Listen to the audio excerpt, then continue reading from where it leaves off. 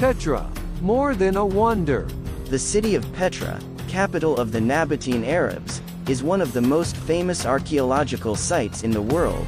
It is located 240 kilometers south of the capital Amman and 120 kilometers north of the Red Sea town of Aqaba. Petra, the world wonder, is undoubtedly Jordan's most valuable treasure and greatest tourist attraction, and it is visited by tourists from all over the world. It is not known precisely when Petra was built, but the city began to prosper as the capital of the Nabatean Empire from the 1st century BC, which grew rich through trade in frankincense, myrrh, and spices.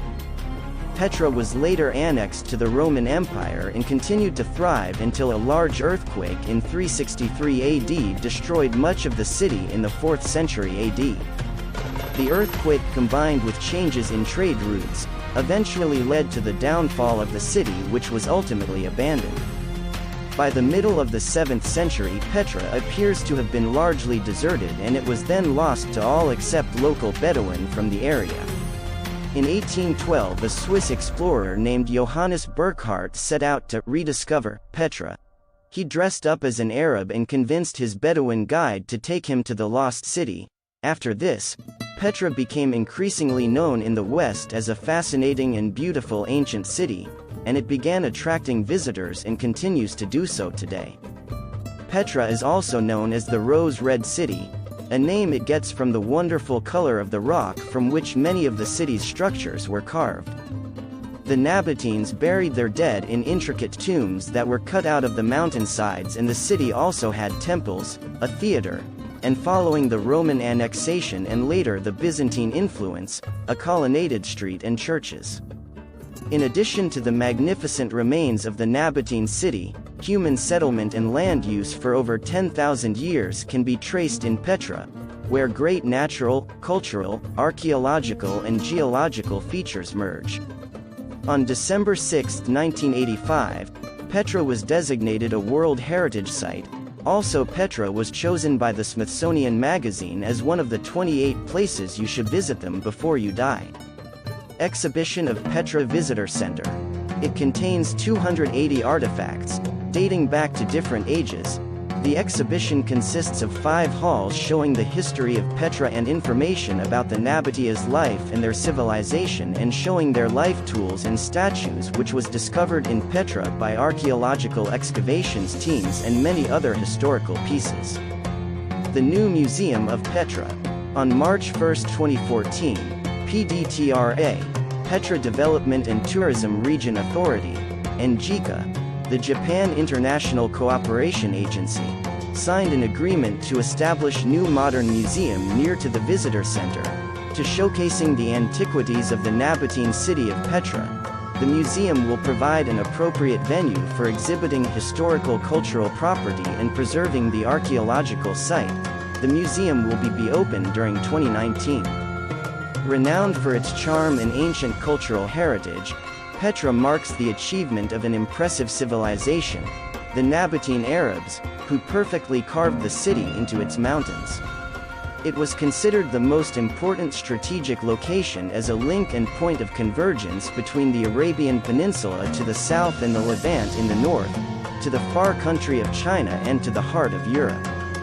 The SIQ is the main road that lies between the city's rose-colored mountains, which stand at a height of 80 meters and reach up to 1.2 kilometers at the end of the SIQ. When sightseeing, visitors will be astounded by the sight of the Treasury, which represents the masterpiece of the ancient city with a height of up to 45 meters and width of 30 meters, all of which is carved into the mountain.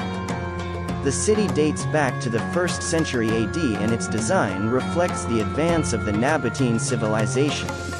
On July 7, 2007, Petra was announced as one of the new 7 wonders of the world and has become the perfect and best tourist destination for many leaders and celebrities around the world. The Nabateens, an Arab tribe, first appeared in the 6th century BC in the desert located to the east of Jordan, and came from the southeast of the Arabian Peninsula. They settled first in Petra and subsequently expanded their territory to the Hauran and Levant, and finally announced Basra as their capital.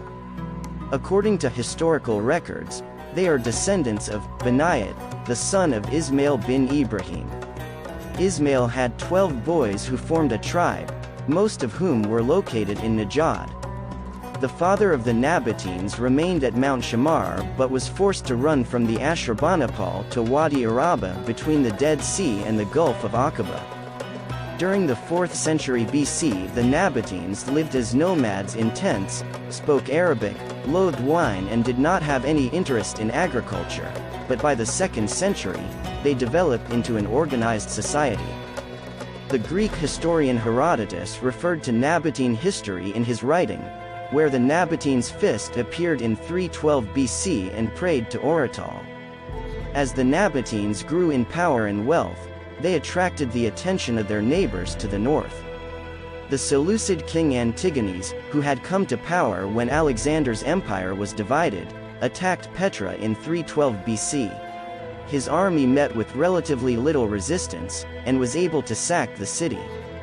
The quantity of booty was so great, however, that it slowed their return journey north and the Nabateens were able to annihilate them in the desert.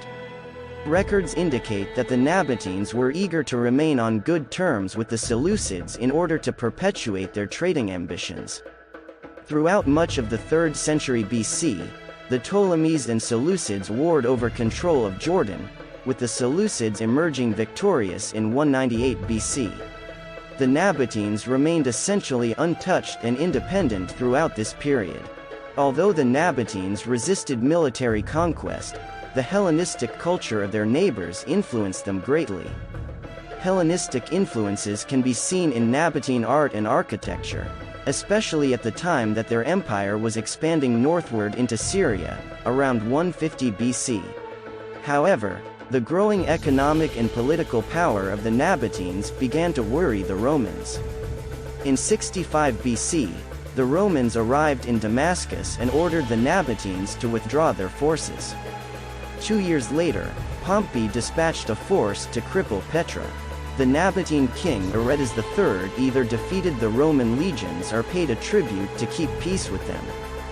The assassination of Julius Caesar in 44 BC augured a period of relative anarchy for the Romans in Jordan, and the Parthian kings of Persia and Mesopotamia took advantage of the chaotic situation to attack.